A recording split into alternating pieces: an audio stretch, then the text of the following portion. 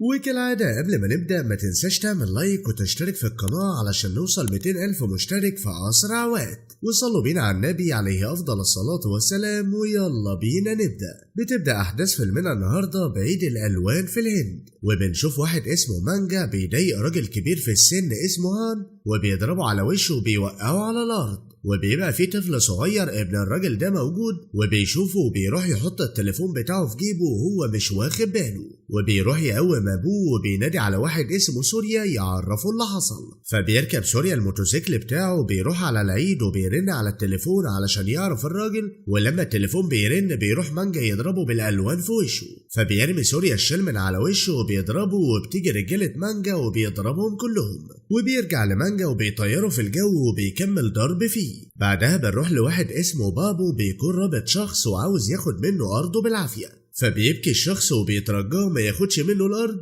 لكن بابو بيزور إمضة الشخص ليه وبيلبسه كيسة في دماغه وبيخنقه لحد ما بيموت. وبيأمر بابو واحد من رجالته اسمه بي يجيب له الأوراق اللي مضوا عليها الشخص ده. وبنلاحظ إن بي أعرج، وبنعرف من واحد اسمه سابو إن بابو محتفظ ببي علشان هو اللي قاطع رجله. وبنعرف كمان إن بابو أخو مانجا وبيتصل بيه وبيطلب منه يروح له. وبيجي واحد من رجالة مانجا وبيبلغوا إن سوريا صاحب محل طعام وبيأكل الناس من غير فلوس، بس سريع الغضب وقوي جدا وما بيسيبش حقه. بعدها بيروح بابو رجالته المستشفى وبيحكوا له إن هما بعد ما ولعوا في المحلات في واحد اسمه رجيفة ضربهم كلهم بشدة ورماهم في النار. فبيسألهم بابو مين هو رجيفة ده، فبيرد عليه واحد من رجالته وبيعرفوا ان رجيفة متبرع بأماكن كتير للفقراء والناس كلها بتحبه وعنده قوة جبارة. فبيطلب بابو انه يقابل رجيفة، بس بيحذروا الشخص وبيعرفوا انه كده هيدخل على الخطر، لكن بابو تقيل برضه وبيبقى عنده استعداد يواجهه ويشوفوا مين اللي اخطر فيهم.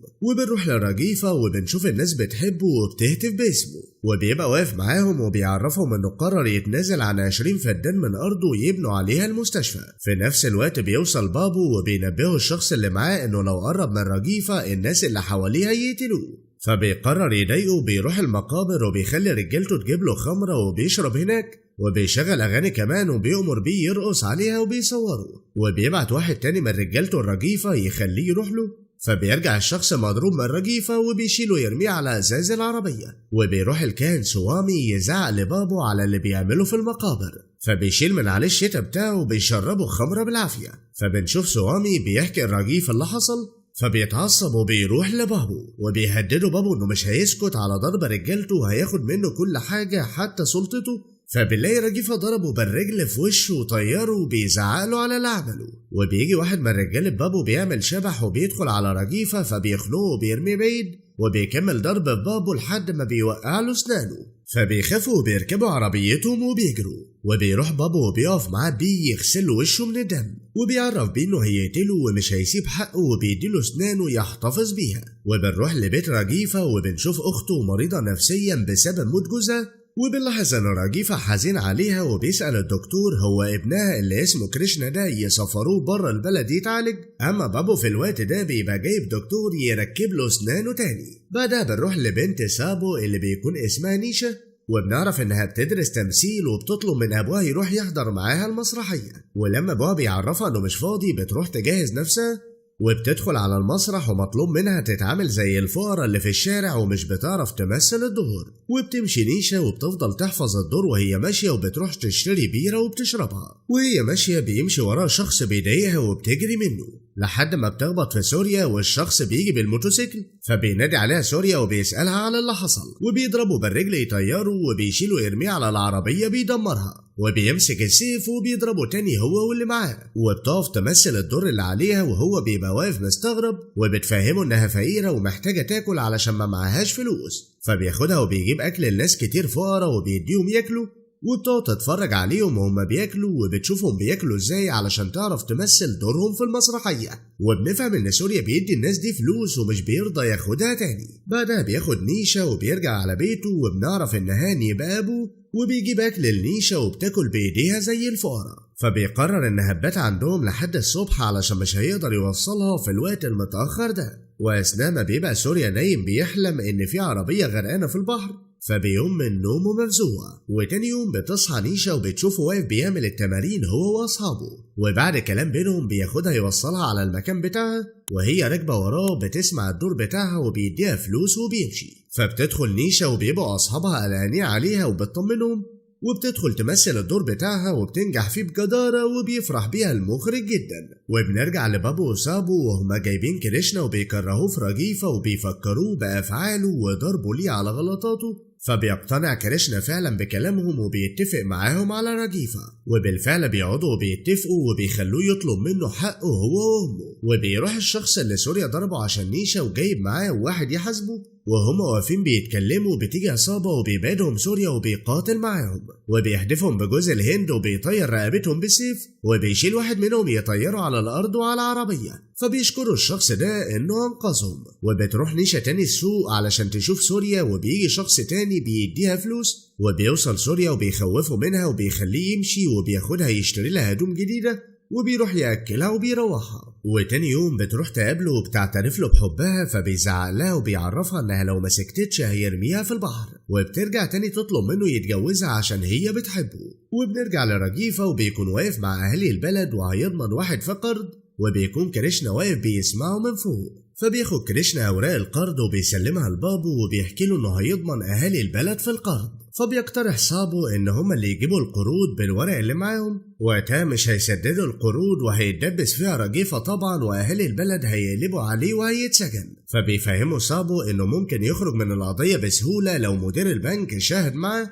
فبيقرر بابو انه يقتل مدير البنك وبيشنقه في المروحة. فبينحبس رجيفة وبيروح كريشنا يسهر وياكل معاهم. وفي إشارة المرور بيكون سوريا واقف بالموتوسيكل بتاعه وبيشوف نيشا واقفة بتربيتها الفخمة جدا، فبيستغرب وبيبقى عاوز يعرف هي ليه كذبت عليه وفهمته انها فقيرة. بس لما بتحاول نيشا تفهمه هو بيسيبها وبيمشي. ولما بتروح تقابله مرة تانية بيزعق لها وبتطلب منه يسامحها، وكمان بتعتذر له لكنه مش بيرضى وبيمشي. فبتروح نيشا عنده البيت وبتتكلم مع أبوه، وأثناء ما بيتكلموا بيتعب وبيقع على الأرض، فبتاخده في عربيتها فورا وبتنقله على المستشفى. وبيتصل عليه واحد جارهم وبيبلغه، فبيجري على المستشفى هو كمان وبيلاقيها موجودة، وبتطلب المستشفى منه مبلغ كبير. فبيروح علشان يستلفوا من واحد اسمه بتيل، وبيعرفوا ان ابوه جات له ازمه قلبيه، لكن بتيل بيرفض يديله المبلغ من غير مقابل، وبيطلب منه يدخل السجن يقتل رجيفه وهو هيديله 1.5 مليون روبيه. فبيوافق سوريا على طلبه وبيعرفوا بتيل انه هيدبر له كل حاجه ويدخله السجن.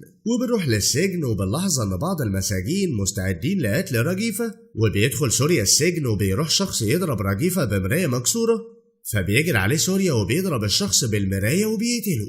فبيبص له رجيفة بذهول وبيزقه بعيد وبيضرب الرجالة اللي في السجن كلهم، وبيدخل عليهم واحد ورا التاني. بعدها بيروح رجيفة يتكلم مع سوريا وبيحط ايده على كتفه، فبيقول له وسع ايدك كده من عليا ما تلمسنيش. فبيعرفه رجيفة انه عارف ان سوريا مش بيحبه، وبيسأله مش عاوز يشوف امه، فبيرد عليه سوريا وبيعرفه ان هو كمان بيكرهه، وبيطلب منه ما يغيرش شخصيته القاسية علشان العاطفة. وبعد كلام بينهم كتير بنرجع لأبو سوريا وهو بيزعق لبتيل على اللي عمله في ابنه. وبنروح لبابو ومعاه كريشنا وسابو، وبنعرف ان كريشنا هو اللي متفق على قتل عمه علشان ياخد نصيبه من الميراث.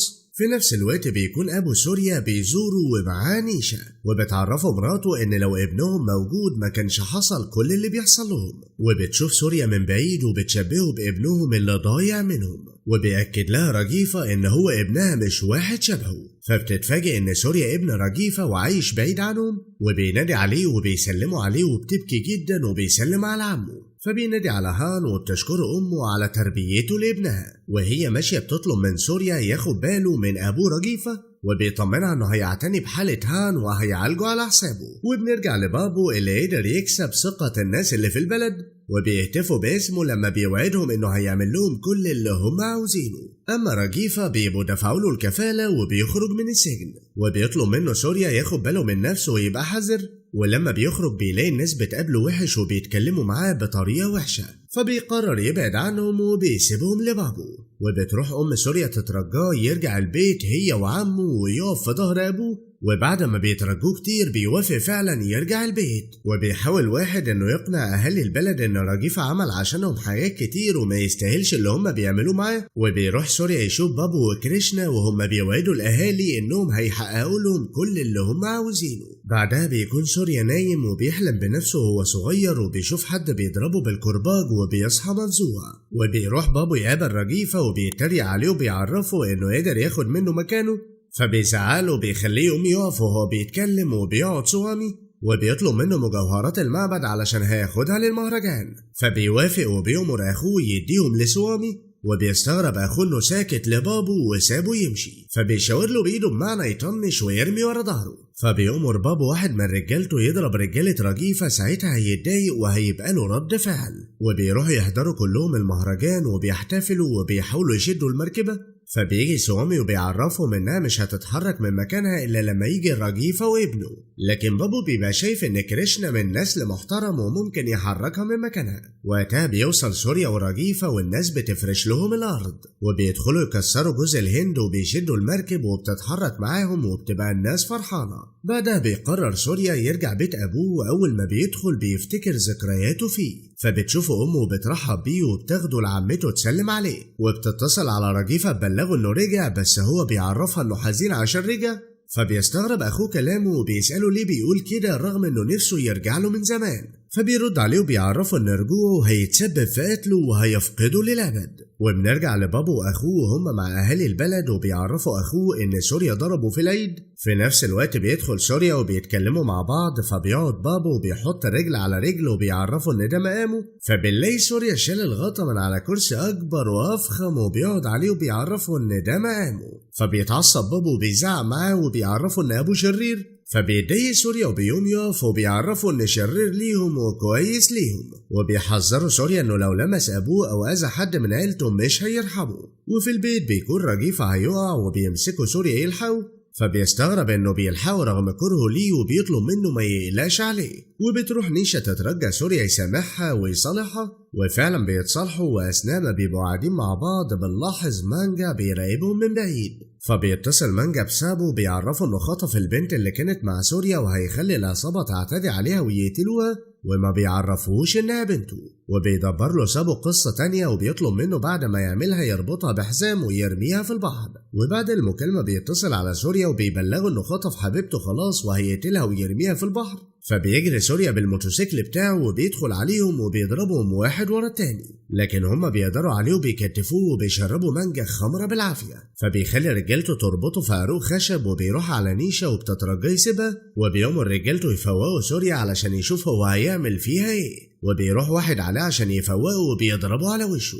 فبيرفع سوريا راسه وبيضرب الشخص بالدماغ وبيشد العروق وبيضرب بيها رجالة مانجا وهو بيشرب، وبيكمل ضرب في الرجالة وبيكسر لواحد رجله وبيدوس على دماغه. وبيروح للتاني وبيرميه على عمود خرسانة وبيضرب واحد تاني بالرجل يوقعه على الأرض، وبياخد ازازة الخمرة يشرب منها، وبيكون مانجا واقف قدامه وبيضربه بالازازة على دماغه وبيديله بالرجل يطيره على العربية. وبيرمي واحد عليه يخبطه في عمود خرسانة، وبيمسك جيركن وبيضرب بيه واحد وبيطير على مانجا يوقعه بالجدار وبيكمل ضرب فيه لحد ما نيشا بتشده بعيد عنه وبتترجاه يسيبه خلاص. فبيديله باليد يوقع له اسنانه وبيمشوا. فبتاخده نيشا وراها على الموتوسيكل وبتروح عند ابوها وبتزعله على شغله مع بابو واخوه، وبتعرفه ان هي البنت اللي كانوا خاطفينها وهو دبر قتلها. وكمان بتأكد له انها كانت بتعرف اصحابها كلهم انها بنت محامي كبير في البلد، وبعد ما عرفت حقيقته ما تتشرفش انه يكون ابوها. فبيطلب منها تدخل تتكلم جوه البيت، لكن بترفض وبتاخد سوريا وبتمشي. وبنلاحظ ان سوريا سكران وبيعمل حاجات غريبة لحد ما بيوقعها من على الموتوسيكل في ارض زراعية. بعدها بنشوف مانجا محجوز في المستشفى وبيكون عنده بابو والمحامي. اما سابو فبيبقى متعصب وبيسألهم هما ليه خطفوا بنته، وبيرد عليه بابو ببساطة وبيعرفوا انهم كانوا عاوزين يعتدوا عليها. فبيزعله سابو وبيرد عليه بابو بكل هدوء وبيعرفوا انه لو كان اخوه اعتدى عليها كان هيجوزها له على طول، وبيفهموا انه كان خاطفها علشان يضايق سوريا ويقدر يوصل له. فبيروح سابو لسوريا وبيعتذر له علشان كان هو السبب في دخول رجيفة السجن. فبيرد عليه سوريا وبيعرفه انه مسامحه وبيطلب منه ايد نيشا، وبيروح سابو الرجيفة وبيفهمه ان كريشنا هو اللي بيعمل فيه كل ده. فبنعرف ان رجيفة عارف ان كريشنا هو اللي سرق الورق منه وكان السبب في دخوله السجن، فبيطلب منه سابو يرفع عليه قضية وهو هيجيب له حقه منه. لكن رجيفة بيعرفه انه ما يقدرش يعمل كده فيه علشان خاطر اخته، لانه بيعتبرها زي امه، لان هي اللي ربته وعلمته وجوزته، وهي كمان اللي كانت بتفكر ازاي يبقى قوي وعنده اراضي وفلوس كتير. وبيحكي له ان جوز اخته كان عنده مطبعة كبيرة في البلد، وكان بيروح عنده وشافه وهو بيطبع فلوس مزيفة، ولما بينصح جوز اخته يرجع عن اللي هو بيعمله ده ما كانش بيسمع له. فبيروح رجيفة يبلغ عنه الشرطة، لدرجة ان جوز اخته قرر في يوم من الايام انه يقف قدام القطر وينتحر بسببه. وقتها اخته انصدمت وجالها حالة نفسية حادة ولحد الان ما خفتش، وبيعاقب نفسه ان هو السبب في اللي بيحصل لاخته علشان هو اللي بلغ على جوزها. فبيعتذر له سابو علشان فكره بماضي مؤلم زي ده، وبيبقى رجيفة حاسس ان اللي بيحصل له تكفير ذنوب عن اللي عمله مع جوز اخته. بعدها بيتصل كريشنا بسوريا وبيضحك عليه وبيعرفه ان بابه خطفه وهيقتله عشان كان واخد منه فلوس وما سددهاش، وبيطلب منه يروح ينقذه بسرعة. وبيتصل كريشنا على بابه وبيبلغه باللي هو عمله. فبيكون سوريا واقف وبيجي بابه بعربيته وبيدخلوا عليه عاوزين يشيلوه بالعربية، لكن سوريا بينط بعيد وبتكون نيشا وستات العيلة كلهم جم ورا. فبينزل بابو من العربية وبيستعد للقتال معاه، بس سوريا بياخد نيشا وامه وعمته في العربية وبيمشي. فبيركب بابو عربيته وبيشد كريشنا يركبه العربية معاه، وبيطردوا سوريا طول الطريق وهو بيحاول يبعد عنهم عشان الستات اللي معاه، لكن هما بيفضلوا يرزلوا عليه وماشيين وراه وبيكسروا في العربية لحد ما بيقدروا يوقفوه، وبينزلوا رجالة بابو في مكان وهو معاهم. فبيقف سوريا بالعربية وبيضرب باب العربية بالرجل يرمي بعيد، وبينزل يضرب واحد من رجالة بابو بالرجل بيطيره بعيد، وبيقف مع بابو بيعرفه ان مش رجولة يطلع معاه وهو معاه ستات كده. فبيضحك بابو على كلامه وبيعرفه انه راجل، ولو مش راجل ما كانش واقف قدامه. وقتها بيجي واحد من العصابة وبيضربه سوريا يرميه لبعيد، وبيروح ينزل كريشنا من العربية وبيبقى عايز ينادي على الستات يتكلم معاهم، فبيمنعه سوريا وبيهدده انه لو ما سابش كريشنا هيقتل اخوه. فبيسيب كريشنا يمشي معاه وبيرجعوا على البيت، وبيطلب كريشنا من ام سوريا تسامحه. فبتقوم امه وبتطلب منه يطلب السماح من رجيفة وبتضربه بالقلم، وبيروح سوريا وبيترجاه ما تضربوش عشان دي مش غلطته، وكل اللي بيحصل ده بسبب اصحاب السوق، وبتمسك ايديهم وبتترجاهم انهم يكونوا ايد واحدة وما يتفرقوش ابدا. فبيخرج سوريا يقابل نيشا وبتبقى مستغربة من كره كريشنا له بالشكل ده، وكمان ليه هو بيكره رجيفة رغم حب الناس كلها ليه. فبيحكي لها سوريا على ذكرياته مع كريشنا، وبنعرف ان من وهم صغيرين رجيفة كان بيميز كريشنا عليه، وبيحكي لها انهم كانوا اشقية جدا وكانوا بيلعبوا مع بعض في يوم من الايام، وكانوا قاعدين في الارض بتاعتهم وكريشنا كان معاه علبة كبريت وولع في الارض. فلما رجيفة عرف ضرب سوريا وساب كريشنا، وبنشوفه وهو فرحان فيه وهو بينضرب.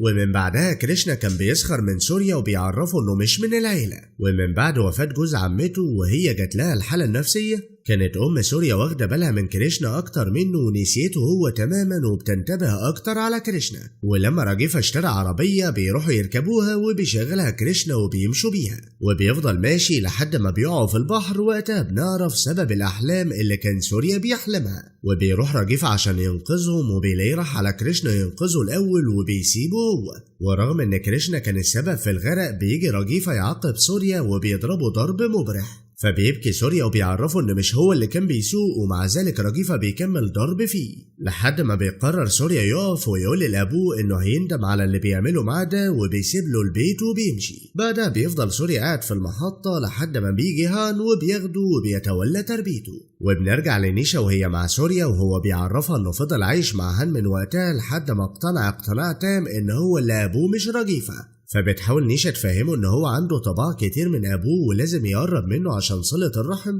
بعدها بيروح بابو يتفق مع المحامي انه هيلبس رجيفة قضية. فبيتصل المحامي برجيفة وبيعرفه ان بابو هيجيب بنت يحطها في سريره ويبلغ جوزها عشان يقتله او يحبسه. فبيقرر رجيفة وابنه انهم بعد ما بابو يجيب البنت يجيبوا مانجا يحطوه جنبها. فبيوصل جوزها فعلا وبيضربه، واهالي البلد كلهم بيتلموا عليه وبيضربوه. في نفس الوقت بيتصل بابو على سوريا وبيعرفه يلحق ابوه، وبيتفاجئ لما بيلاقي سوريا بيعرفوا انه مش ابوه ده مانجا، فبيجري بابو طبعا على اهالي البلد وبيحوش اخوه منهم، وبيرفع السيف على جوز الست وبيهددوه انهم هيقتلوا اخوه علشان اللي عمله. فبيتصل المحقق على بابو وبيبلغه ان المحامي هو ورا كل اللي حصل لاخوه، فبيجري بابو على اخوه وبيعرف انه مات وبيصرخ عليه. بعدها بيروح يحرق جثته وبيبقى المحامي معاه، وهم ماشيين في الطريق بيسألوا على المشكلة اللي بينه وبين بنته، فبيعرفوا المحامي انها سابت البيت ومشيت ومش هيعترف بيها انها بنته، لكن بابو بيرد عليه وبيأكد له انه عارف انه له يد في موت اخوه ومتفق مع رجيفة وسوريا، وبيمسك تليفونه وبيلاقيه متصل على سوريا اخر واحد، فبيتصل بابو على سوريا من تليفون المحامي وبيعرفه انه هيقتله، فبيجري سوريا وبيتصل على ابوه يبلغه باللي حصل وبيطلب منه ياخد باله من نفسه كويس، فبيطمنوا ابوه وبيقفل السكه وبيدخلوا عليه العصابه، بس رجيفه بيضربهم كلهم وبيجي واحد وبيضرب عليه بالسيف، لكن رجيفة بيبعد وبيقطع الشجرة بالسيف وبيضربهم. في نفس الوقت بيدخل بابو على رجيفة وبيضربه بالسكينة في جنبه، وبيتصل بابو على سوريا وبيعرفه ان ابوه انضرب وولع له فرضهم، فبيجري سوريا على ابوه وبينقله على المستشفى، وبيروح لبابو وبيضرب رجالته بالشومة وبيدخلوا عليه بس بيقدر يضربهم. بعدها بيدخل عليه بابو وبيضربه يطيره بالرجل وبيطيره على العربية وبيقع على الارض، وبيقوم يكمل ضرب فيه وبيوقعه في حفرة كبيرة، ولما بيجي ينزل له بيطلب منه بيه يسيبهوله وياخد حقه منه، فبنلاقي بيه رمى عليه الحجارة اللي موجودة كلها وبيدفنه حي. وبنرجع لرجيفة في المستشفى وهم بيبكوا عليه، وبيجي سوريا يترجى ابوه يفوق علشان نفسه يعيش معاه من غير ضرب واهانة منه، وبيفضل يتكلم معاه ويترجاه يفوق يكمل معاه حياته، وبيمسك ايده فبيفوق رجيفة فعلا وبيطبطب عليه. ولما بيخف بيروحوا يحتفلوا مع اهالي البلد وبيتقدموا النيشة قدام الناس كلها وبيرقصوا ويغنوا. وبس كده يا سيدي، دي كانت حكايتنا الممتعة النهاردة. ما تنساش تقولي رأيك في الكومنتات واعمل لايك على الفيديو طبعا، ولو بتشوفنا لأول مرة ما تنساش الاشتراك علشان نوصل 200,000 مشترك في أسرع وقت. سلام.